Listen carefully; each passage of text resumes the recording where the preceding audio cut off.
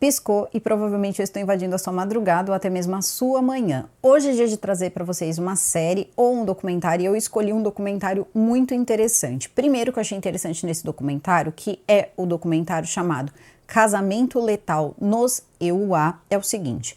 Primeiro que esse é um documentário que ele tem várias reviravoltas em um caso e no final o juiz ele não consegue ter uma conclusão clara sobre uma determinada situação. Isso coloca todos nós como se fôssemos ali certos detetives para tentar entender aí o que pode ter acontecido, porque é uma história densa e complexa que envolve muitas pessoas que talvez não tivessem idade para estar vivendo, tenho certeza que não tinham idade para estar vivendo isso, mas talvez também para participar de julgamentos, e também fala sobre a forma com que esses depoimentos eles foram colhidos e também se eles teriam validade ou não. Então eu vou contar da forma que eu acredito ser aí um pouco mais fácil de entender, até para que isso não fique muito longo, mas é uma história incrivelmente boa e que vocês também podem chegar às suas conclusões, até porque não vai fazer diferença nenhuma, já é um caso que está julgado, já foi resolvido, mas para a gente entender também que quando se fala que se você tem dinheiro você vai longe em qualquer país, isso é verdade, porque você consegue ir a instâncias muito superiores, mas a gente sabe que isso tem um custo. Isso tem um custo, isso envolve advogados, cada instância tem um valor e também envolve muitos laudos e muita coisa que precisa ser preparada. Então, fica aqui comigo, aproveita, deixa o like de vocês logo agora no começo do vídeo, que é bastante importante. Também verifica a tua inscrição, teu sininho de notificação e me segue. Você sabe onde? No @JoyceRodriguesOficial, que por lá eu sempre notifico vocês quando sai vídeo novo e sempre que vocês me marcam na postagem de vocês, eu tenho imenso prazer em repostar. Então agora eu vou chamar a vinheta e a gente já começa. Penny e Jack, vinheta.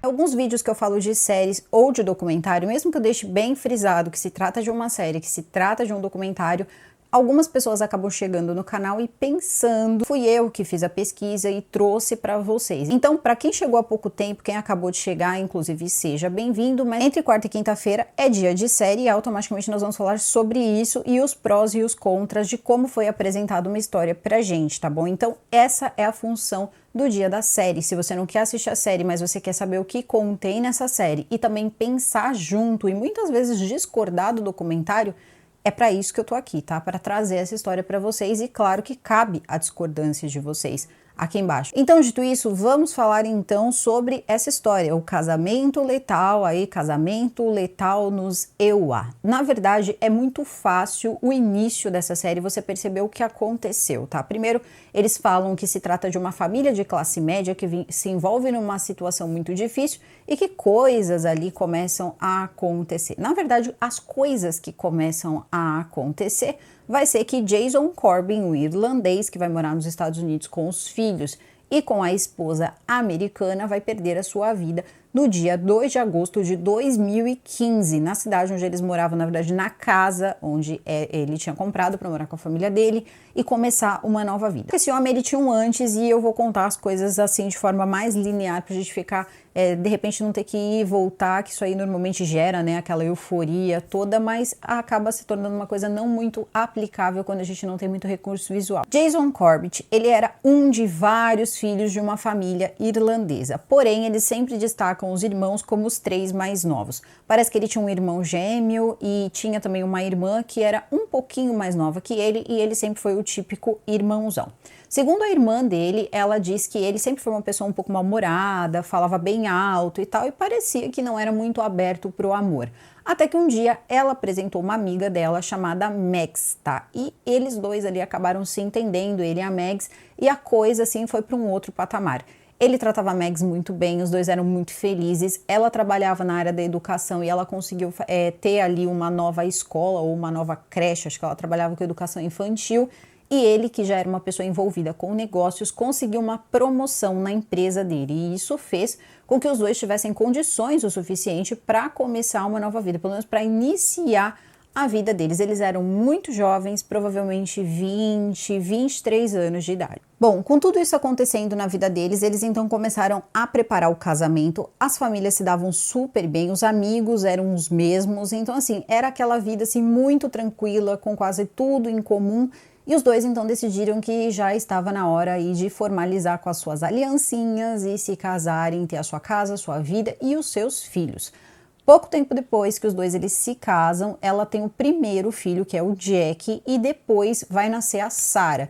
Isso com mais ou menos um ano e meio de diferença entre um filho e outro. Jason, ele demonstrava ser uma pessoa muito tranquila, ele demonstrava ser uma pessoa muito apaixonada pela família dele, isso em vídeos que eram muito entre eles, sabe? Não era nada para mostrar para ninguém. Eram vídeos que eles estavam fazendo para eles, e também era perceptível como a Mags, ela confiava, ela se sentia à vontade também com o Jason, como se fosse ali um momento muito comum para eles. Ser feliz parecia muito comum para eles. Acontece que isso vai durar muito pouco, mas pouco demais.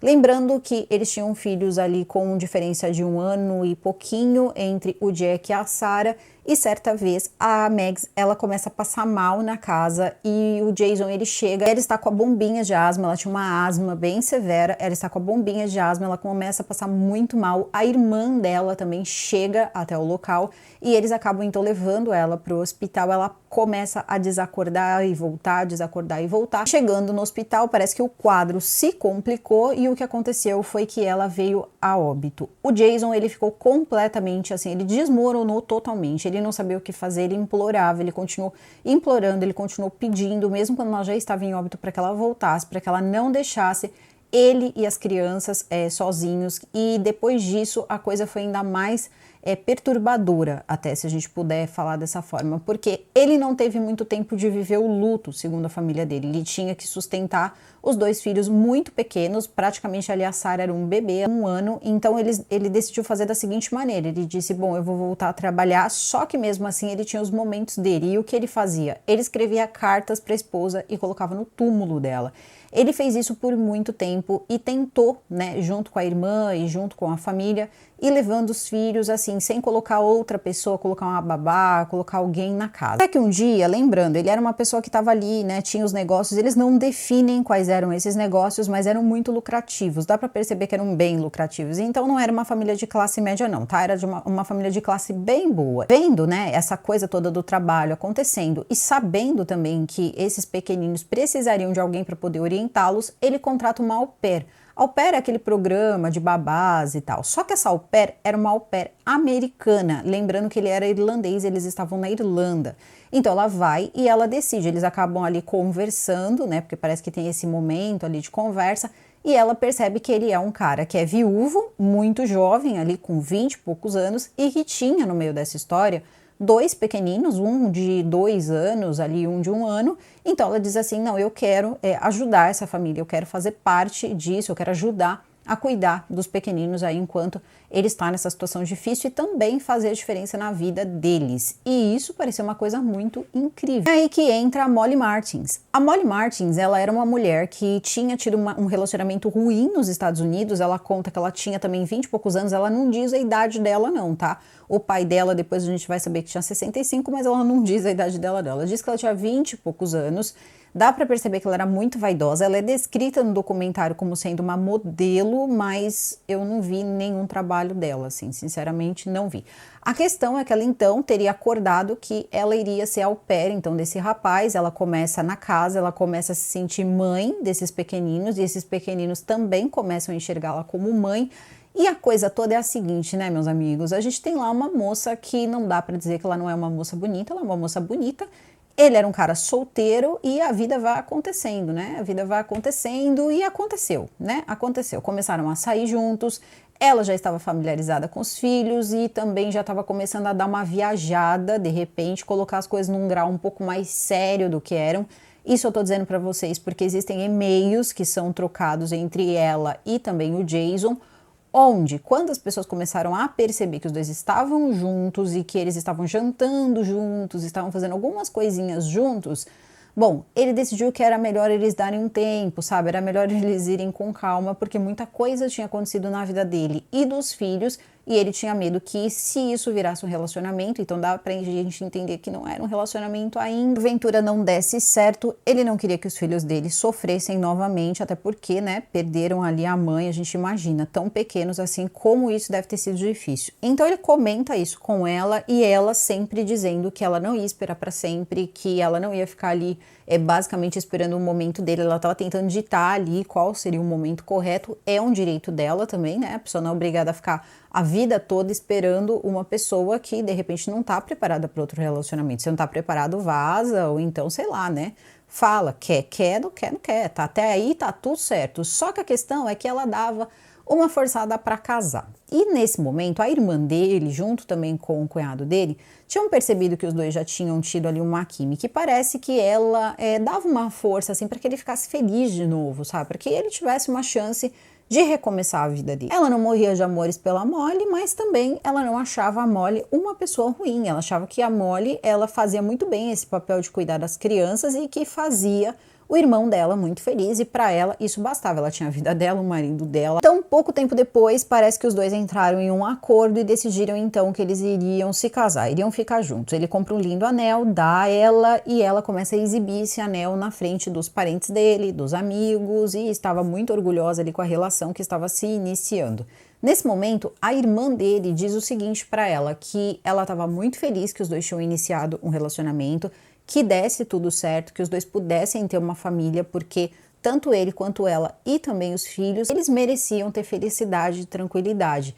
E aí ela diz o seguinte, inclusive a Mags, que seria a falecida esposa dele, e não iria querer uma coisa diferente para ele. Isso também a irmã da Mags diz, que a Mags jamais iria querer que ele enterrasse a vida dele porque ela se foi, pelo contrário, e que talvez ali fosse uma chance da família poder ter um convívio normal entre pai, filho e mãe, né? Uma mãe ali no meio poderia fazer uma certa diferença. Eu acho que no começo ele colocou essa moça, isso eu que acho, tá?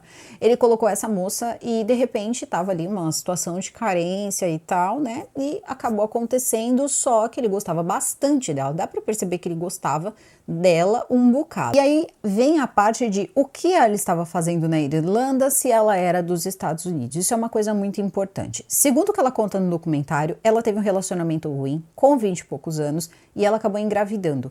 A gravidez, ela acabou sendo, enfim, não acontecendo, ela acabou, né, perdendo o bebê ali depois de alguns meses. Ela também não revela quanto tempo. Tem muita coisa sobre essa moça que ela não revela tudo, assim, é uma coisa muito interessante no meu ponto de vista. Depois disso, ela decidiu que ela queria uma vida nova, então ela vai pra Irlanda e lá ela vê, né, conhece ali o rapaz e talvez tenha sido essa carência. Se de fato aconteceu essa gravidez, pode ter sido por isso que ela acabou se apegando facilmente aos filhos dele, porque depois a gente vai descobrir algumas coisas que a gente também vai começar a questionar isso. Bom, pelos vídeos, pelas fotos, pelas coisas que são apresentadas, é inegável dizer que ela era o melhor possível para os filhos dele, ela cuidava muito bem deles, e aí eles começam também a chamá-la de mãe. Então ele diz o seguinte, nós vamos nos casar, mas nós vamos para os Estados Unidos. Eu quero criar os meninos com uma educação de lá, eu quero também as condições, as casas, o tamanho das casas, enfim, o jeito de viver ali, um jeito mais americano de viver. Então eu gostaria de criar os meus filhos nos Estados Unidos. E também tinha a questão toda do trabalho dele, que talvez fosse bem mais lucrativo se ele continuasse esse trabalho nos Estados Unidos, porque parece que lá também ele foi muito bem. Meus amigos, quando eles decidem ir para os Estados Unidos, eles compram uma casa na Carolina do Norte, enorme. Talvez sejam os meus padrões baixos, mas eu achei aquela casa uma verdadeira mansão, lindíssima, muito bem arrumada, muito bem cuidada.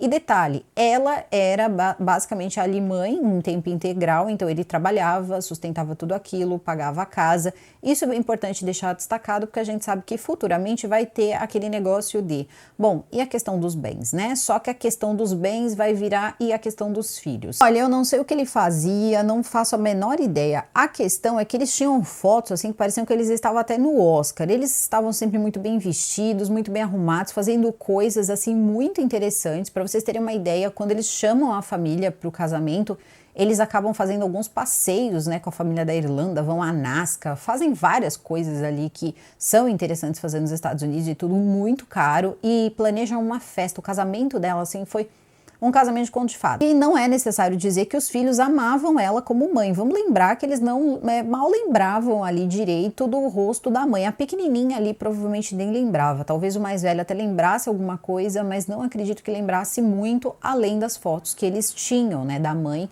que tinha fotos da mãe por todo canto. Quando eles chegam então na Carolina do Norte, eles se sentem muito acolhidos pela comunidade, eles já começam a fazer esportes, várias coisas. A menininha, a Sarah, ela fica assim encantada com a casa, ela diz que ela estava se sentindo uma princesa, que ali parecia um palácio e que o pai dela tinha dito para ela que agora com a casa grande ela poderia ter um cachorro, então ela falou que ela chegou no quarto dela e era tão grande que ela começou a só ficar rodando, assim, rodando, ela era pequenininha, uma graça de menina, e ela ficava rodando ali, né, até cair sentada basicamente ali, porque estava tonta, e ela ficou encantada com a casa dela, a vida que eles estavam tendo, escola e tudo, né, que envolvia ali a vida nova que eles estavam tendo. E também tem a parte de, bom, agora vamos para o casamento. Então chega essa família, já disse para vocês, fizeram várias coisas aí, né, na família da Irlanda para que eles pudessem se entender, né, todos ali se conhecerem. Só que algumas coisas esquisitas começaram a acontecer no dia do casamento, porque a ideia era, vamos recepcioná-los uns dias antes, apresentar a família, né? A família da Molly, que é uma família americana, com a minha família, que é uma família irlandesa, e fazer todas essas coisas.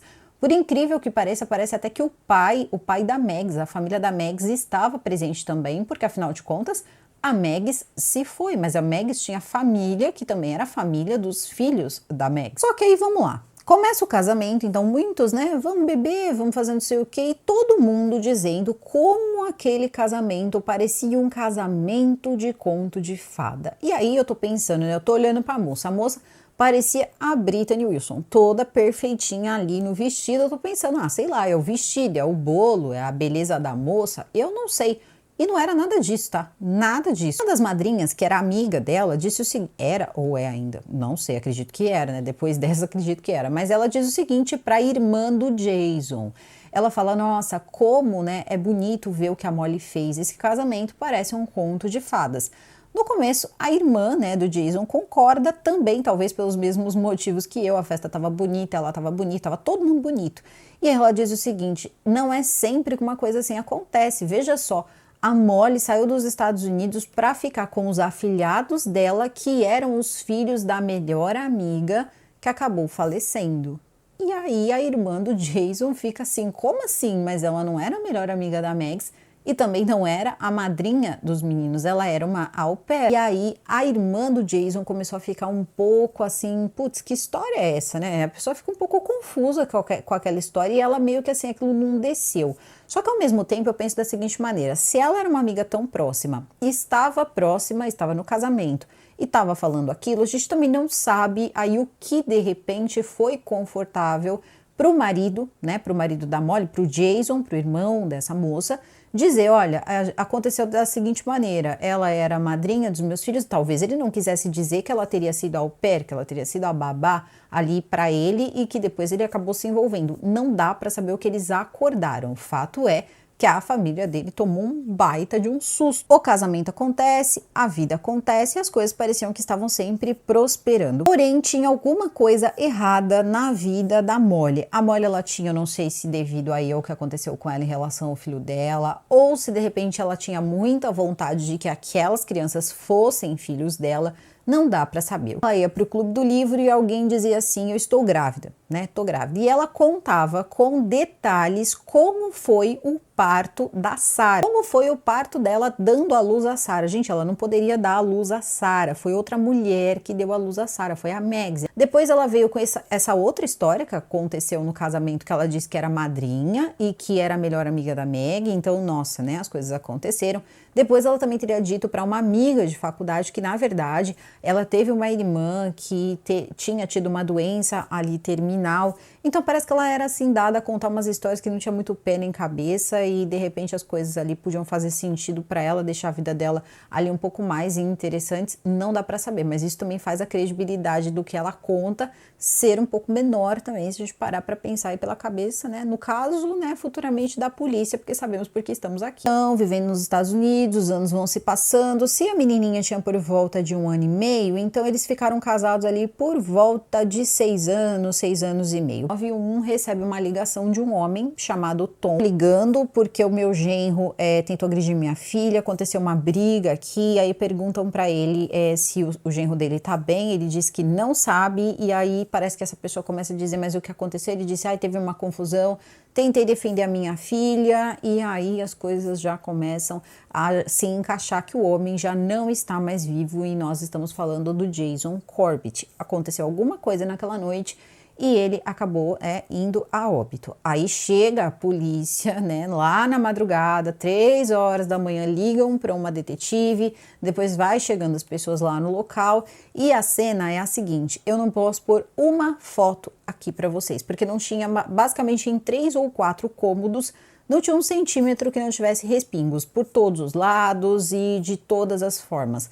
Teria acontecido uma confusão da seguinte maneira: essa foi a versão da Molly, do pai da Molly, do Tom, e também dos filhos do casal. Vou falar dessa forma porque eram filhos do casal de alguma forma. Teria acontecido uma confusão no quarto da Molly, que então é filha do Tom. Então os sogros do Jason estavam dormindo na casa dele naquela noite e os dois começaram a discutir feio e parece que o Jason gritou e nesse momento o pai levantou e foi ver o que estava acontecendo. Quando ele chegou no local, ele chega então no quarto do casal, ele percebe que o homem lá, o Jason, estava apertando o pescoço da Molly, da filha dele, e depois ele teria dado um mata-leão. O pai foi tentando defender a filha, mas ele sabia que ele não tinha muitas chances contra o Jason, porque o Jason era lutador de MMA.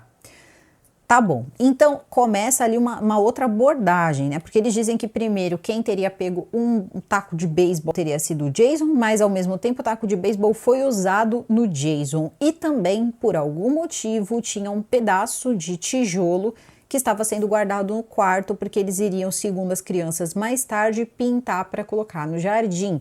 E aí é nesse momento também que eles usam essa pedra, esse tijolo. Há um ponto que quando chega, né, o resultado ali, as pessoas começam a ter uma ideia do que aconteceu com ele. Segundo o legista, era impossível contar quantas vezes ele foi atingido na cabeça, porque já estava assim um em cima do outro e quando ele estava mexendo também um pedaço acabou caindo na mesa. Então, para vocês terem uma ideia como foi a situação, que teria que ter sido, entre aspas, por legítima defesa. Ok, só que essa legítima defesa tinha de fato a Molly, que estava com alguns ferimentos e também uma marca aqui no pescoço, que poderia até dizer que foi a unha que fez com que aquela marca ali tivesse no pescoço dela, só que depois é estranho, porque quando ela tá na delegacia já não parece que tem mais nada, então eu não sei se toda aquela parte vermelha que estava aqui na testa dela, no cabelo, era dela ou era do Jason, porque depois não tinha mais nada e eles vão ter que prestar depoimento no mesmo dia. A casa, sim, parecia cena de filme de terror mesmo, sem contar que vocês imaginem o escândalo, o barulho e os filhos dormindo em um quarto, os pais dormindo em outro. E segundo o que foi relatado também quando a polícia chegou, a mãe se escondeu no porão. Porém, depois, a questão era a seguinte: parece que quando começou a confusão, a mãe disse o seguinte: ó, tá tendo uma confusão, o marido levantou, ela continuou dormindo. E aí levanta-se as perguntas, né? Caramba, tem uma confusão dessa acontecendo, tudo isso acontecendo na casa, e de repente a mulher virou do outro lado e falou: ó, então tá, vou dormir, né? Não sei o que vai acontecer com a minha filha, meu marido, meus netos, porque os filhos, né, os filhos do Jason, chamavam a Molly de mãe, chamavam eles de avós, e eles eram todos muito próximos, os dois filhos, junto também com esses avós, e tudo era muito perfeito. E aí tem um homem que eu não consegui entender ele no documentário, gente, desculpa, mas eu não consegui entender mesmo, porque pelo que eu entendi ali, né, no meio de tudo que estava acontecendo, ele é um promotor. E é esse homem que está aparecendo aqui. Só que tem uma hora que esse homem chora. Ele chora, ele não sei, acho que ele não estava bem não quando ele fez esse documentário. Não é olho encher de lágrima, ele faz biquinho, assim, ele faz eu fiquei assim, pensando por que ele estava fazendo aquilo, o que estava causando aquilo nele. Eu não vi os filhos, assim, desequilibrados, eu não vi ninguém desequilibrado, mas ele estava desequilibrado, eu não consegui entender. Eu fiquei pensando, será que ele fez alguma coisa errada e está querendo mostrar no documentário que ele sente muito? Eu tentei entender, mas sinceramente eu não consegui. Eu só achei ele um pouco estranho ali, mas ele fez parte do processo, ele era da promotoria, então tá tudo certo. Vamos ouvir aí o que o homem tem para dizer. Primeiro ele fala sobre toda a parte aí, né, do legista, o que o legista encontrou, como tudo foi feio, e também tinha uma versão que tinha sido dada no começo, tanto pelo Tom como também pela Molly, que ele teria ingerido bebida alcoólica, que ele estaria bêbado. E aí depois eles chegam ali ao resultado do exame e ele tinha no sangue dele 0,2% de álcool. A quantidade de álcool no sangue dele era ínfima, até porque você pode dirigir, né, naquele local, na Carolina do Norte, com 0,8 de álcool. Então era bem baixa mesmo a quantidade de álcool que ele tinha ingerido. Mas tinha também um remedinho ali, um remedinho para dormir, que ele poderia ter tomado sozinho ou talvez alguém ter dado esse remédio para ele, não dá para saber, porque parece que era o remédio que a Molly tomava para dormir. Então, realmente essa parte aí ninguém nunca vai saber, até porque ele não vai falar, né? E seja Brasil, Estados Unidos, seja o que for, nessa hora é todo mundo para DP, vamos tomar depoimento. Já joga lá naquela sala fria, porque nos Estados Unidos diz que a sala é congelante, tu já joga lá na sala lá para poder contar o que aconteceu. E aí a Molly dá a versão dela e diz que a Sarah, a filha, então que à época estava com 8 anos de idade, isso em 2015, ela teve um pesadelo que insetos estavam andando no cobertor dela. Ela teria gritado, ele teria se irritado, os dois teriam brigado e assim a briga começou. Quer dizer, teria começado porque a menininha tinha tido um pesadelo e quando a briga começa, o pai, ela disse que ele aperta então o pescoço dela, ela acaba desmaiando, não lembra de mais nada e quando ela recobra a consciência, o pai e ele já estavam ali engalfinhados, ela não conseguia ter muita noção de tudo que tinha acontecido. Chama o pai também, senta lá, senhor. E olha que esse senhor não era qualquer senhor, viu? E olha que eu vou dizer que isso aí deve ter dado uma diferençazinha em tudo que vai acontecer. O senhor Thomas, né, na verdade, ele era um homem que ele era aposentado do FBI, ele trabalhava para uma empresa que eles também não dizem qual é a empresa, mas ele era aposentado do FBI. E ele trabalhou com a parte criminal e também contra-inteligência. Era expert, principalmente na arte de conduzir depoimentos. Então, eles sabiam de tudo isso e já começaram a se preparar, porque tomar o depoimento dele não ia ser uma coisa muito fácil. Ele rapidamente domina a cena, assim, já começam a fazer perguntas para ele, ele disse, olha, eu prefiro já ir para a parte em que tudo aconteceu, porque isso vai fazer melhor, vai fazer bem aí pro meu espírito vai ficar mais apaziguado se eu começar a contar aí o que aconteceu. Então ele conta a mesma história que ela, só que ele conta da seguinte forma, ele chega na parte em que ele tá com as mãos no pescoço, e aí ele tenta defender a filha, e ele diz que pai não faria isso pela filha, e as coisas todas, ele diz também que ele tenta arrastar a Molly, enfim, uma situação ali que você fala, meu Deus. Só que tem um detalhe nessa situação toda que, na verdade, dois, mas o primeiro é o seguinte. Ele disse que ele tentou se defender porque o Jason foi pra cima dele. Só que quando ele pega o taco e as marcas também que tinham na cabeça, eram todas na parte de trás. Se você tem uma pessoa de frente pra você e você tá com um taco, você vai acertar a parte da frente, não a parte de trás. Em momento nenhum também ele diz que a filha dele tocou em qualquer objeto para fazer mal ao Jason, tudo teria sido ele, a filha dele teria ficado desacordada, no meio daquela confusão tentou distraí-lo, mas em nenhum momento a filha dele fez absolutamente nada, ele estava tentando proteger a filha dele. Depois disso também vem a parte, porque isso é uma investigação, a gente já está aqui na investigação, primeiro a primeira investigação. Aí vem também a parte do pessoal que foi lá dar uma olhada, né, no homem, por quê? Quando aqui no Brasil chama o IML, aquela coisa toda lá, eles também têm um tipo de IML, só que ela teria feito uma ligação para poder pedir socorro, ajuda, eles passam, né, diretamente, e ela ficou fazendo massagem cardíaca. E massagem cardíaca é uma coisa complicada, porque a pessoa fica lá, eles estão ouvindo na ligação, 1, 2, 3, e tudo tem que ser ritmado, precisa ser ritmado. Só que é o seguinte, gente, ou a gente conta mentalmente, isso aí vocês podem pesquisar, ou você conta mentalmente, ou alguém conta pra você, e depois você reveza com essa pessoa. Então o certo mesmo desse tipo de coisa é até mesmo fazer em 2 pessoas, porque cansa. Então eles estão percebendo que no ritmo que está sendo feito, e contando, ela estava fazendo no ritmo que era teoricamente o correto, mas ela estava contando também, como se ela estivesse fazendo ali todo o esforço do mundo para poder salvar a vida do Jason, que teria, enfim, as coisas teriam saído do controle, mas ela não queria que tivesse acontecido nada com a vida dele, mas ao mesmo tempo é muito visível perceber que aquilo não estava acontecendo, aquilo era uma encenação, eles não estavam fazendo nada, até porque existe um som que é muito característico desse tipo de manobra, porque você tá em uma parte que é uma caixa torácica, e eu preciso dizer para vocês que muitas vezes até, tá, dependendo da situação, a pessoa tá ali muito tempo fazendo, você pode até danificar alguma coisa, né, ali dentro, afinal de contas você está numa parte onde tem sim órgãos nobres e precisa ter muita habilidade e muita força e resistência principalmente, porque é cansativo pra caramba. E parece que ali estava todo mundo muito tranquilo, contando e fazendo e tudo certo. E o paramédico virou e falou que ninguém fez nada, porque aquilo ali não tinha como alguém ter feito alguma coisa, era impossível. Sou eu que estou dizendo? Não, é o paramédico, tá? É o paramédico que disse que ninguém fez nada e que, na verdade, quando eles chegaram, pasmem, mas o Jason ele já estava pelo menos aí em um certo rigor, né? Rigor pós-morte. E a gente sabe muito bem que isso começa a acontecer aos poucos, né? Temperatura, rigor e tal, só que começa aos poucos, demora ali um certo tempo e teoricamente eles estavam ligando que tinha acabado de acontecer, só que o que eles encontram não é de repente uma coisa compatível, uma pessoa que teoricamente tinha acabado de falecer ou faleceu há algumas horas, tá? Ali parecia que tinha sido há mais tempo. Então a investigadora começou a trabalhar no caso desde o começo, ela diz que o que pode ter acontecido é tudo isso, né, ter virado o que virou e eles terem pensado no que iriam fazer e por isso acabou dando o tempo e como isso varia muito, né, de pessoa para pessoa, como vai ficar essa questão do rigor. Pode ser que o dele tenha sido mais acelerado, mas também pode ser que tenha acontecido bem antes, quem é que pode saber? E é nesse momento que a gente não pode esquecer que o homem é irlandês, ele tem toda uma família na Irlanda e que essa família precisa ser avisada. Então, essa moça, né, essa investigadora, ela diz o seguinte pra Molly, ela fala, escuta, tem alguém que você quer avisar a respeito do que aconteceu com o Jason? Ela diz, tem que avisar a família dele, mas eu tenho medo por causa das crianças. E aí começa o papo das crianças e ela deixa claro o seguinte, eu tenho medo de perder os meus filhos. Ela disse, como assim? Ela disse, eles eram filhos do Jason, mas não eram meus filhos biológicos, não são os meus filhos biológicos. E ela diz o seguinte, bom, se você adotou eles? Ela disse não, então você corre o risco sim deles levarem os filhos para a Irlanda, afinal de contas eles são irlandeses. E é aí que a situação toda ela vai entrar aí num roda-moinho gigantesco, por quê?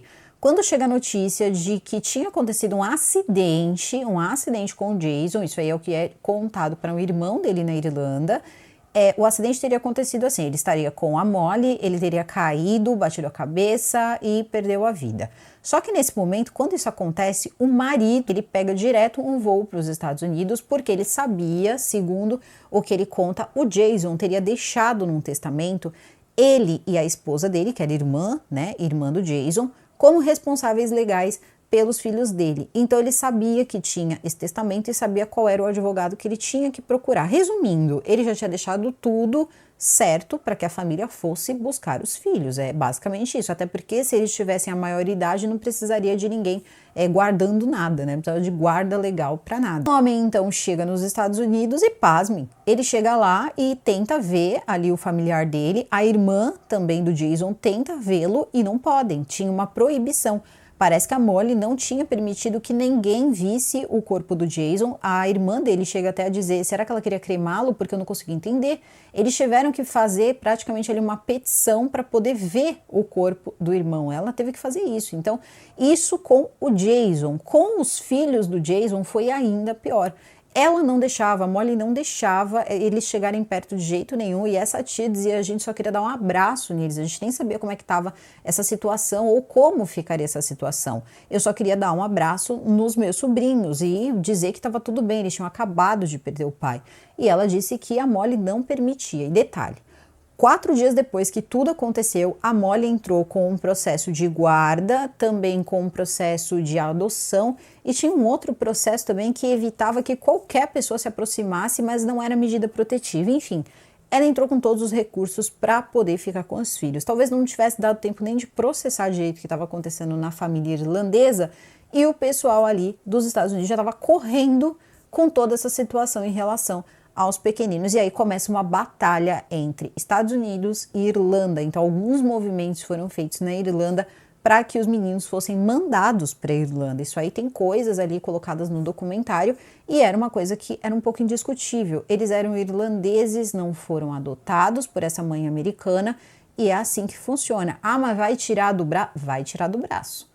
Vai tirar do braço. Eles ainda foram para uma boa casa. Muitas vezes nem é para uma boa casa. Eles são cidadãos irlandeses, estão vivendo nos Estados Unidos, mas não são americanos. Se a Molly tivesse adotado, talvez aí eles conseguissem, porque a Molly é americana. Acho que por certo eles também teriam dupla nacionalidade, mas não foi o caso. E é aí que começa a briga, porque vai começar esse processo, e o primeiro processo de guarda vai ser um pouco ali, até um pouco traumático para os pequenos, porque com 16 dias que tudo isso tinha acontecido, eles chegam lá para buscá-los, tá? E são levados, assim, meio que era uma visita, eles tinham chamado para uma visita, mas não era uma visita, e foi um chororô, deu muita pena, eu prefiro não passar por essa parte porque é triste.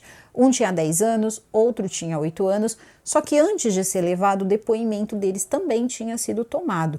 E o interessante do depoimento dos filhos foi o seguinte: a menininha, a pequenininha, ela disse assim, olha, o meu pai, ele brigava muito com a minha mãe e às vezes também ele gritava e falava essas coisas, né? E ela disse assim, meu pai, ele também, às vezes ele não era um bom pai. E quando eu soube disso, eu não tinha nem 4 nem 5 anos, eu tinha 6 anos. Só que quando chega a vez do Jack, né? Porque Sarah e Jack, o Jack é um pouco mais velho, e ele disse que o pai dele era uma pessoa muito difícil de lidar, que o pai dele gritava muito e que o pai dele não era uma boa pessoa com a Molly, por situações domésticas e psicológicas. Ele ia falando palavras que você falava assim, meu Deus, mas ele não tá nem acostumado com essa situação, e quem é que tava falando sobre essas coisas com ele? É violência psicológica, doméstica e tudo mais, e aí pergunta se algum dia ele viu alguma coisa, ele diz que não, mas fica naquela defendendo a Molly, porque ele queria ficar com a Molly, só que não teve jeito, tá, gente? Não teve jeito. Eles acabaram indo para a Irlanda e, inclusive, esses depoimentos deles serão descartados. Por quê? Conforme vai sendo tomado o depoimento, depois eles dizem, eu sei disso porque foi minha mãe que me contou. Como é que você sabe disso? Eu sei disso porque foi minha mãe que me contou. Teve a história do cobertor, que ambos os filhos ali contaram, que a menininha teria tido o pesadelo com o cobertor e que isso teria sido o estopim para tudo que aconteceu, e todos contam a mesma versão e dizem, mamãe que contou pra gente e foi o que aconteceu e tá tudo certo. Os meninos então vão pra Irlanda, meio que assim a contragosto, não queriam estar com a família irlandesa, mas precisam viver com a tia e o marido da tia e também com os primos, começam a viver essa vida. Obviamente o Jason deve ter deixado uma boa herança ali pros meninos, e não é porque de repente até esse momento não parece o cenário ideal para algumas pessoas, que isso signifique que a irmã do Jason e o marido dela não eram pessoas idôneas, boas pessoas. Eles eram sim, a gente vai vendo ao longo do desenvolvimento deles que sim, tiveram algumas atitudes que eu achei um pouco radical, mas talvez tivesse sido melhor também, não dá para saber, é difícil dizer, porque é o seguinte, logo que eles vão para lá, para a Irlanda, eles cortam qualquer contato dos meninos com eles, tá? Com a família americana, porque eles dizem o seguinte, foi essa mulher e o pai dela que tiraram a vida do seu pai, então a gente não quer contato com essa família. E ela começou a surtar, tá? A Molly começou a surtar, eu quero os meus filhos, e ela começou a fazer de tudo e ela não conseguia. Eles contam que ela pegava aviões, tá? Ela passava de avião na frente da escola, na frente da casa com faixa. Ela colocava mensagens para que as pessoas repassassem nas redes sociais. Ela também falava no rádio que fosse transmitido na Irlanda. Ela fazia de tudo para que os meninos soubessem que ela os amava, ou para desejar feliz aniversário. E isso, sinceramente, cortou meu coração, principalmente porque o Jack, ele era um garotinho assim, ele tinha alguns problemas talvez ali com rejeição, a gente já vai chegar nessa parte, mas ele foi o primeiro que desmoronou. Por mais que ele conte que a pessoa que era mais apegada a Molly fosse a irmã dele, a Sarah, dava para perceber que ele tinha ciúme disso. Ele queria a atenção da Molly e ele não tinha, talvez, no mesmo grau que a irmã dele mais nova. Ao mesmo tempo que ele conta as coisas, dá pra perceber que ele tem uma mágoa muito grande, de repente, dessa escolha, né? Essa coisa de, não, esse aqui é o preferido. Talvez ele tenha um pouco disso. E ele, nesse momento que ele começa a ver todas essas mensagens, ele liga pra ela. Ele liga pra ela e diz que não é pra ela contar aquilo pra ninguém, mas ele tá morrendo de saudade dela e que ele queria muito que os dois pudessem se ver, que era pra ela continuar lutando, que ele queria voltar pra casa. Só que acontece que ele conta, né, ele fala com ela, que ela espalha isso, ela espalha que os filhos estão lá contra a vontade, que ligaram pra ela, e aí ele descobre que o que ele contou com toda a sinceridade do coração dele, ela acabou tornando público. E óbvio que ele deve ter tomado uma bronca também, né, ninguém fala, mas deve ter tomado uma bronca por ter falado com ela, e isso acabou começando a fazer ele pensar um pouco mais. É aí que ele diz que ele quer arrumar a declaração dele. Resumindo, depois do que acontece, eles dizem o seguinte: agora que nós estamos aqui, a gente pensa diferente, a gente quer dizer que, na verdade, tudo que nós falamos, quem instruiu foi ela. Ela que contou pra gente o que aconteceu, ela que disse o que tinha que acontecer e disse também que se tudo desse certo e quando tudo desse certo, nós íamos para uma casa, outra casa, não ficaríamos lá, íamos para um apartamento, teríamos um outro carro. E eles foram contando tudo, principalmente o Jack. E ele disse que a partir daquele momento ele ia lutar pela honra do pai dele. Então eu não sei se ele se sentiu traído, isso foi o estopim. Diz também que a irmã, ele sempre enfatiza que a irmã se dá melhor, né? Então a irmã se deu melhor de ir para os Estados Unidos, ele não, e aí quando chega na Irlanda, a irmã se deu melhor de estar na Irlanda, né? Ter ido para a Irlanda com a família nova, ele não. Então ele tá sempre ali com um jeito um pouco mais, talvez ele fosse uma pessoa um pouco mais fechada. E aí ele começa a dizer que ele sempre implorou pela atenção, ele sempre foi uma pessoa que fazia de tudo para ter, pelo menos não era nem o amor dela, mas a atenção dela, mas ele nunca conseguiu, isso aí era tudo pra Molly. E ele diz que ele era mais afeito ali ao pai dele, mas que também a irmã dele não tem culpa, porque querendo ou não, a Molly sempre estava grudada com a irmã dele e isso fazia com que ela não tivesse muita vivência com o pai. Então a gente vê também que tem um pouco de mágoa, o que é muito normal, hoje ele tem 19 anos, mas mesmo assim a gente sabe que ainda é muito jovem e vamos e convenhamos, né? Ele acabou perdendo uma mãe, depois ele perde o pai, depois ele perde uma segunda mãe, que tirou a vida do pai dele. Então, querendo ou não, é um crescimento difícil aí, é uma maturidade que acaba vindo, às vezes, muitas vezes aí de uma forma que precisa ser muito trabalhada em terapia. Bom, com as cartas colocadas na mesa e com tudo que eu já contei pra vocês a respeito de como era a forma, né, como a Molly, ela vivia a vida dela de um jeito bem maluquinho, ali uma coisa meio estranha, ela tinha uns papos ali, umas histórias um pouco estranhas, e ela diz o seguinte: quando ela se casou com o Jason, ele teria dito que junto com o casamento viria então a papelada da adoção dos meninos e que aquela foi a primeira vez que ela teria se decepcionado com ele, porque isso não aconteceu. E depois o tempo foi passando e ela sempre falava da adoção e ele dizia: por que você está fazendo tanta questão? Isso é só um pedaço de papel. E ela tinha medo que uma hora acontecesse alguma coisa, os dois não ficassem mais juntos e ela não tivesse nem mesmo direito de visitação ali dos meninos. Então, é uma coisa que, querendo ou não também, a gente pode pensar que ele usava também um pouco isso. Pode ter acontecido? Pode. E deixando muito claro aqui, porque nós vamos falar de alguns assuntos que podem aí ter diversas, pessoas podem ter opiniões muito diversas, a questão aqui não era quem era o Jason, tá? Isso aqui não é uma questão, pelo menos não é uma questão pra mim, e tampouco deve ser a questão da história, porque quem era o Jason, bom, não importa, ele não tá mais aqui. Ele não tá mais aqui, e fato é que isso aconteceu devido a Molly e o pai dela, então isso aí é uma coisa que é inconteste, aconteceu. Agora, todo por vir, mesmo que não se tenha certeza, pode até mesmo ter acontecido. Alguém pode ter certeza que aconteceu? Claro que não. Então, tudo pode ter sido uma grande armação também lá para poder limpar a barra, vamos colocar aí, da parte americana da história? Pode, mas ao mesmo tempo também a gente tem que pensar no seguinte: ela também tinha medo. Você começa a cuidar, é aquilo, né? Você começa a cuidar, é pequeno, precisa de você se afasta, até porque ela é sempre modelo. Pelo que eu entendi, gente, ela não tinha profissão, tá? Então, ele cuidava de todas as contas, de tudo, só que o momento que ele fosse embora, talvez ela tivesse algum direito em relação à herança, mas em relação aos filhos, não. E se isso era importante para ela, claro que ela faria muita questão que isso acontecesse. Agora, o que não fica nada explícito no documentário é se de repente não era tudo dos filhos, aí teria mudado de figura. E quem ficasse com os filhos ficaria com toda a questão da grana também, então isso aí não foi mostrado, infelizmente, no documentário, a gente não sabe disso. Eu sei que esse documentário é recheado de figuras interessantes, como é o caso, por exemplo, desse promotor que chora, tem o filho, né, o Jack, que é um menino que você percebe que vai precisar de muita ajuda.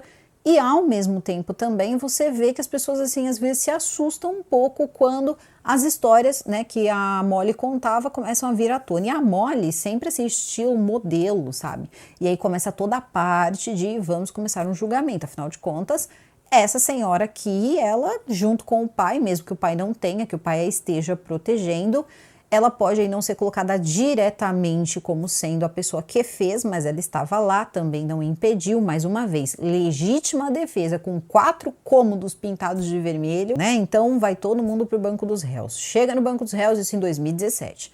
Já estava todo mundo lá, os meninos na Irlanda, coisa toda, e aí eles decidem fazer o seguinte, eles dizem, olha, como eles admitiram que a mãe teria dito, né, os filhos teriam admitido que a mãe teria ditado basicamente tudo que eles tinham que falar, a a gente não vai aceitar o depoimento deles no tribunal. Então, essa parte aí não foi aceita.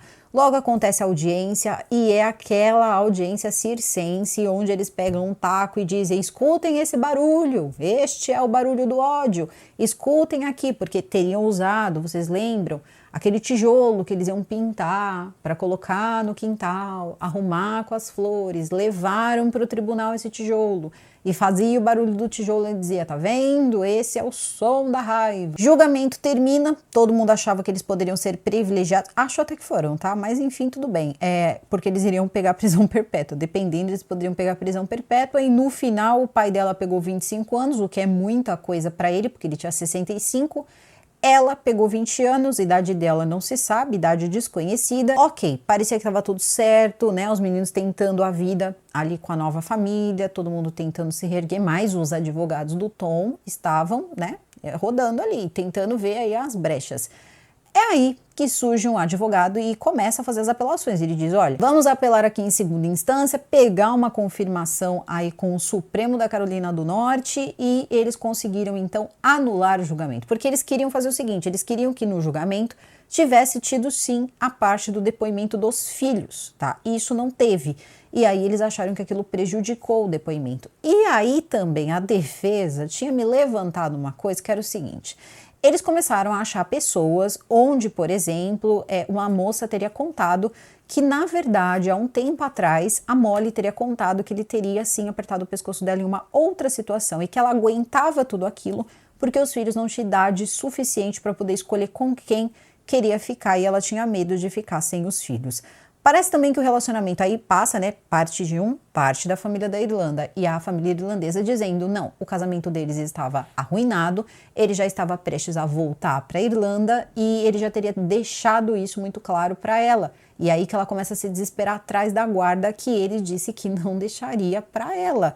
E então a gente começa a perceber o seguinte: ele pode ter dito para ela: eu vou terminar, vou voltar para a Irlanda, vou levar eles comigo e você vai ficar sem nada, você vai ficar sem filhos, vai ficar sem marido, a gente não sabe se não rolou bens, também meio a isso, e essa situação toda que eu acho muito triste também. Você um jeito de fazer uma chantagem com o filho, de um jeito ou de outro, desculpa, Jason, mas sei que você não habita mais entre nós, mas não se faz isso, né, envolvendo filhos, não se mexe com um tipo de sentimento desse. Complicadinha, mas ela deu tudo que ela pôde, né, ela fez tudo que ela pôde ali com os filhos, amava esses meninos, isso não dá pra dizer, e mesmo que depois eles tenham mudado, dito, principalmente o Jack, ele demonstra muita raiva, sabe, ele ficou assim com um pouco de raiva, então eu também acabo pensando que pode ter coisas ali que não são tão reais, porque se ele acabou mentindo por causa da mãe, ele pode também por raiva dela, tá? Eu acho que, né, vale pro mesmo aí, mas aí é a minha opinião. Mas que ele ficou bem chateado, ele ficou, e aí chega a parte de que todo mundo quer, né, rever ali os seus depoimentos, e eles começam também a preparar o novo júri. Isso tudo vai, olha, eles ficaram presos. Tudo começa em 2017, depois eles são presos, são sentenciados, ficam até 2019, depois são soltos pelo recurso e vão aguardar até 2023 para o último julgamento. Só que enquanto isso não acontece, os advogados estão buscando, olha só como essa galera tava pegando pesado. Eles vão buscar lá atrás, lá na primeira esposa do Jason, o que aconteceu com ela, porque eles acham muito estranho essa questão dela ter, sei lá, perdido a vida devido à asma. Então eles começam a pegar a papelada toda e dizem o seguinte: pode ter uma chance do Jason ter tirado a vida da primeira esposa dele. Segundo que eles colocaram isso, gente, vai ser sabido até pela Sarah, vocês já vão entender. A Sarah era pequenininha. E aí, quando a Meg, ela teve aquele problema que disseram que era asma, segundo que eles levantaram, e isso teria acontecido porque a Sarah teria acordado com fome, pediu, queria mamadeira, ele era pequena, queria mamadeira, ele teria se irritado e teria feito alguma coisa que tirou a vida da Meg. A família sabia, a família gostava dele, sabia que não tinha sido desse jeito, mas eles foram colocando aquilo. Por quê? Segundo o Tom, né, o pai da Molly, que tá ali para se defender, porque poderia passar ali um bom tempo, diria que a vida toda, né, ali no Chilindró, ele diz o seguinte: certa vez ele estaria conversando em uma confraternização com o pai da Megs, que estava nos Estados Unidos. ele era um homem de sotaque pesado, um sotaque irlandês pesado, e que esse homem teria dito o seguinte para ele, que a filha dele tinha morrido, mas quem tinha tirado a vida da filha dele tinha sido o genro dele, o Jason. E isso parecia uma loucura para a família da Megs, porque a mãe, a irmã e o pai gostavam do Jason como um filho, inclusive davam apoio para que ele recomeçasse a vida dele, até porque ela se foi muito cedo e ele era muito jovem, então todo mundo ali dava apoio para ele. Esse homem, esse senhor, quando ele soube disso, ele ficou tão pé da vida que ele escreveu uma carta, mandou registrar essa carta porque ele estava doente, então ele estava com medo que até acontecer o julgamento ele não tivesse mais vida, e de fato ele não teria mais vida porque ele estava com câncer, então ele não sabia quanto ele ainda podia viver. Então ele escreve essa carta dizendo que ele nunca teve essa conversa com esse senhor, com Tom, ele nunca falaria uma coisa dessa porque isso nunca nem passou pela cabeça dele, e que aquilo tudo era um grande circo. Ele teria deixado aquilo assinado, e quem acaba lendo aí essa carta no documentário é a família da Megs, tá? É a família dela, e assim, não tem mais o que dizer, meu amigo, você tá falando uma coisa que não existiu aqui. Porque você quer se proteger e proteger os seus. O que eu fico, assim, um pouco impactada é que durante o documentário, quando tá mostrando, por exemplo, esse período em que a Molly ela estava solta, ela usa muitos termos que o próprio Jack usou no depoimento dela em relação à vida doméstica, né? E também a parte psicológica, mas são as mesmas palavras. Se foi sacanagem na hora de fazer a tradução, não sei, mas que são as mesmas, são as mesmas. Só que a irmã do Jason, ela começa a escrever um livro. Muitas informações chegam a ela, isso dos Estados Unidos. Então ela sabe que teve uma festa alguns dias antes do que aconteceu com o Jason, e os dois pareciam estar numa boa na festa, até que de repente eles foram para um outro lado da festa, assim, para um canto da festa, e essa mulher ouviu quando a Molly chegou assim pro Jason e falou o seguinte: bom, você tá tão pesado que você deve ter sugado tudo que tinha de calorias do seu irmão gêmeo e acabou ficando tudo pra você. Então ela já começou ali a querer, né, dar uma... Vocês entenderam, né? Coisa totalmente desagradável, a pessoa consegue ser desagradável. Como se algum dia, como se quando ela tivesse conhecido ele, ele fosse, sei lá, né, um palito. As coisas não funcionaram desse jeito, não. Só que ela continua com a teoria de que ela teria passado por todas essas situações domésticas e que uma mulher teria dito para ela que era bom ela começar a gravar tanto as partes em que ele não era agradável com ela, né, que ele cometia ali certos crimes domésticos, e também mostrando como ela era como mãe ali para os filhos dela. Que seria importante, né, porque querendo ou não, se futuramente não tivesse esse papel, ela poderia conseguir a guarda, talvez até tivesse conseguido, se o homem estivesse vivo. E é interessantíssimo, porque tem uma fala que é icônica, porque ela diz o seguinte: eles disseram para mim, estamos mandando os meninos para a Irlanda, porque é lá que o pai iria querer que eles ficassem, porque lá tem toda a questão da religião, a forma, a família, todo mundo está na Irlanda, e isso seria o melhor, e era o que o pai gostaria de ter. E aí ela diz o seguinte, eu acho que ela nem se deu conta do que ela falou, porque ela fala assim: como eles poderiam dizer isso do Jason? É claro que o Jason não iria querer isso para os meninos, o Jason nem pensou nisso, o Jason gostaria de estar vivo. E eu fiquei pensando, meu Deus, mas foi ela junto com o pai que fizeram com que isso não acontecesse também, né? Que não fosse viável que isso acontecesse. Então tem muita coisa aí que divide a nossa opinião. E aí o que vem também, tá? Vem as gravações dela. E quando você escuta as gravações dela, você fala, esse camarada era complicado também. Ela diz que isso nunca foi físico, que isso nunca teria passado aos limites de ser físico, mas as coisas que ela mostra ali, demonstra com as gravações dela, o que aconteceu? Essa moça que teria dito para ela gravar, falou que ela podia usar, isso na minha opinião tem muita cara de que tinha a mão do pai dela, que ela colocasse gravadores acionados automaticamente por voz. Então ela sai espalhando esses gravadores, inclusive tinha um no carro dele. E aí o que acontece? Ela grava, e todas as vezes ali que ele começava a gritar, ela tinha gravação dele sendo grosso com ela, dele tipo dizendo, você não fala assim, você não fala para os meus filhos irem descansar, ela sendo super agradável, né, com os meninos, e ele sendo super grosseiro com ela, e ela dizendo, crianças vão deitar, porque os dois estavam discutindo, né, para os pequeninos não verem. E aí de repente ele diz, você não manda meus filhos subirem quando eu estiver falando, porque eu sou o pai deles, você não tem esse direito, quer dizer, você não é a mãe deles. Então a gente via que tinha umas coisas aí que eram puxadas, só que como também foi levantado, ela sabia que estava gravando, então a gente não sabe se ela tratava ele assim, porque ele tá falando um monte pra ela, cobras e lagartos, e ela tá bom, querido, sim, querido. né? Oi, querido. É complicado, não sei se ela agiria desse jeito em uma discussão comum, mas a gente percebe os filhos nervosos. Não, pai, ela se confundiu. Não, pai, não precisa. Assim, parece que as crianças estavam o tempo todo ali tentando equilibrar a situação para que não virasse uma briga.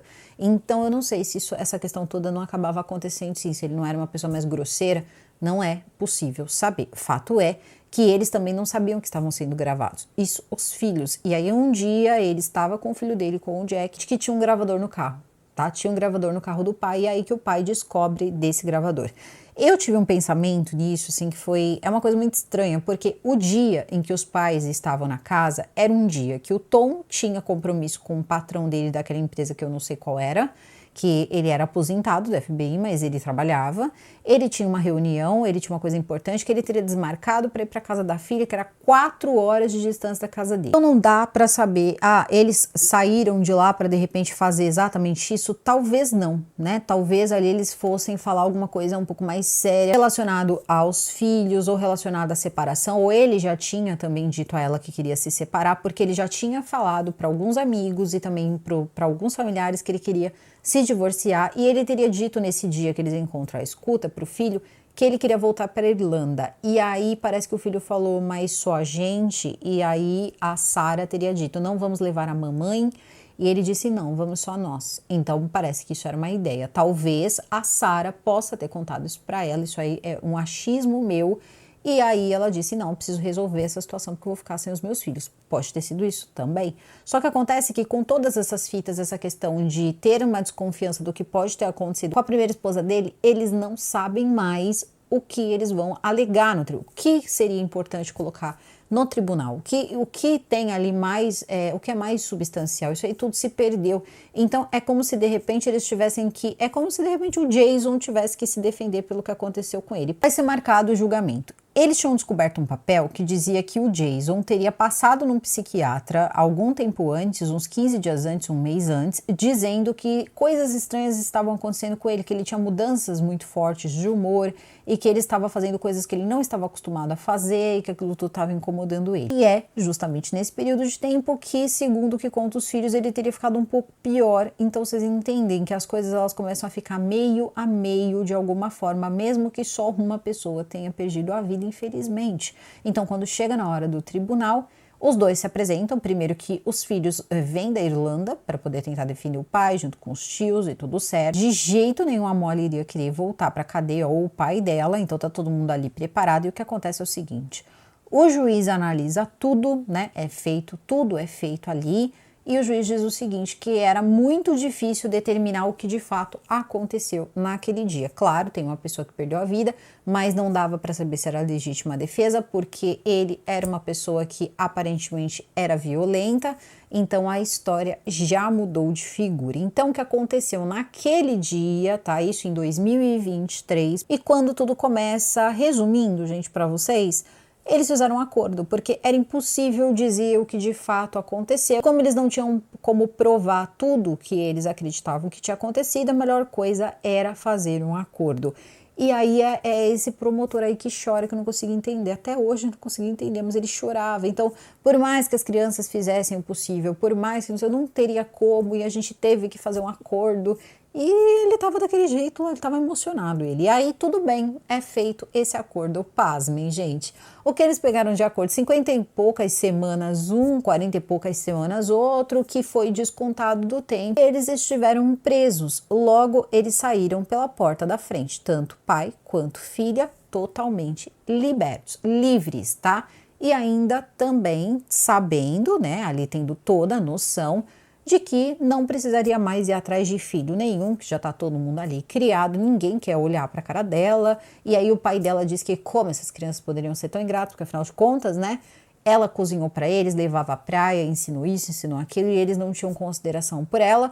E por sua vez ela dizendo que eles decidiram isso e que seria o melhor para eles, e que ela estava muito machucada. Se a intenção era machucar, machucou bastante. O que aconteceu foi melhor para eles e que eles estavam bem. Resumindo, né? Vocês estão bem, eu vou viver minha vida, só teve confusão aqui, eu vou seguir em frente. Só que não dá para pensar que de repente uma coisa dessa acontece e que as pessoas saem ali assassinos, né? E aí é engraçado porque se isso acontece aqui no Brasil, a gente fica revoltado, mas lá acontece também, tá? E eu vou dizer pra vocês que acontece bastante. Inclusive, eu tava vendo umas matérias sobre o que tava acontecendo no julgamento do Sean e eu pensei da seguinte maneira: bom, tá todo mundo lá achando, né, que esse homem que fez isso e que esse Ventura e tudo mais, ele vai pegar ali, pode pegar uma prisão perpétua. Eu quero dizer pra vocês que não me admiraria se não acontecesse a mesma coisa com ele, que ele fechasse um acordo, alguma coisa assim, porque o tempo todo eles ficam assim, não tem vestígio de que esse homem passou pessoas para outros países de forma ilegal. Não tem chance. Olha, tenham em mente que tudo que aconteceu com as festas de óleo de bebê foi tudo consensual entre adultos. Então, o tempo todo. E aí todo mundo fica, né, estranhando, mas aquilo vai fixando na mente do ser humano. É todo mundo adulto, todo mundo sabia ali o que estava acontecendo. A pessoa fugiu. Por que a pessoa não fugiu, não pediu ajuda, ficou? Porque quis. E essas coisas pegam, tá? Essas coisas pegam como pegou no deles, ó. Chegou a um ponto que nem foi a júri. Quando foi, por exemplo, caso do Jeff, né? Jeff, vai ficar só Jeff aqui, né? Que tinha as suas ilhas e as suas coisas todas, que foi encontrado na cadeia. Ele teve um julgamento antes daquele que estava acontecendo, que foi o julgamento final, vamos colocar assim. Mas ele também fez um acordo. Então, isso pode acontecer. Se você tiver dinheiro para ter bons advogados e correr as instâncias todas que são necessárias e muito caro também para fazer isso, bem caro mesmo, tanto quanto é caro no Brasil, talvez até mais do que é caro no Brasil, porque esse tipo de serviço lá é puxado de caro, você vai longe. E aí, quanto mais longe você vai, mais chances você tem de se defender. E você também tem a chance de se livrar da cadeia por aquele tempo. Veja só, eles se livram então ali por volta de 2019, só vai acontecer alguma coisa em 2023. Eles estavam livres, né, libertos. No caso, Jason Corbin foi um homicídio, não teve legítima defesa, você não faz isso, né? Uma legítima defesa é você se defende até essa pessoa parar. A gente tá falando, vocês prestaram atenção ali na descrição, a situação que esse senhor ficou. Irreconhecível seria a palavra, tá? E a casa toda pintada. Não, foi legítima defesa, tem umas fitas aqui que ele era violento, então, não, isso aqui já não é mais, ele deixou de estar no estado óbito? Não deixou. Então, tudo isso é pra gente pensar. Chega lá, encaixa uma coisa aqui, uma ali, nem chega a ter um novo julgamento. Se faz um acordo. E nesse acordo, né, é aquilo. O acordo que foi feito, eles foram para casa, né? Eles foram para casa, talvez não tenha valido a pena nem os filhos ali do Jason terem saído da Irlanda, porque não teve, querendo ou não teve justiça pro país. Eles passaram 2 anos e pouquinho na cadeia pelo que fizeram ali com o Jason, gente. Tinha taco de beisebol, tijolo, mesmo que ele tivesse feito tudo isso, que ele fosse uma pessoa que praticasse esse tipo, né, de situação ali com a Molly, ainda assim as coisas são o que parecem, né? Parece um homicídio porque é um homicídio. Então, se fosse uma legítima defesa, você perceberia que é uma legítima defesa. Às vezes as coisas parecem muito complicadas, elas são muito simples. Então, eu só achei que, por mais que ela tivesse, eu até acredito em tudo que ela contou, que ela passava por essa situação toda, eu só acho que isso não pode virar licença para as pessoas fazerem esse tipo de coisa e simplesmente passarem, no meu ponto de vista, praticamente impunes. 2 anos, gente. 2 anos aí, máximo aí 3 anos presos. Coloca aqui nos comentários a opinião de vocês, que é o que eu quero saber. Também, se vocês já assistiram esse documentário, se passou alguma coisa, comentem também aqui embaixo, que ajuda bastante. Desculpem o tamanho do vídeo. Eu vou ficando por aqui, o vídeo fica por aqui. Eu desejo a todos vocês um excelente meio de semana. Super beijo e até o próximo vídeo. Fui!